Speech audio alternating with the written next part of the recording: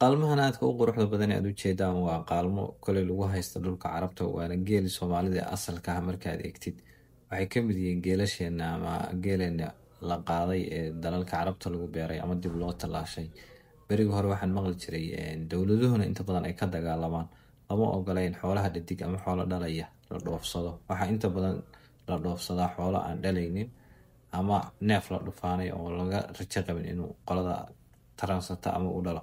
Sababtuna waxa weeyaan inaad doonaysid inaad caano ama hilib wixii aad wadamadaas u iibgeysid aanay helin si ay adiga had iyo jeer kugu tiirsadaan kaagana iibsadaan. Balse hadda waxa weeyaan geeleeni iyo arigeeni aan anagu lahayn ee sida gaarka aan ugu tilmaanayn ayaa dalalka kale laga adeegsanayaa. Geelan maxaad ka aaminsan tahay inuu geeleeni Soomaalida yahay mise inuu geel si kale yahay? Waxaad ka aaminsan tahay qaybta hoose commentiga nagula wadaag. Fadlan like and share muuqaalkana sii share garee si uu saaxiibo badan wanaagsan sida adigoo kale u gaaro. Mahadsanid.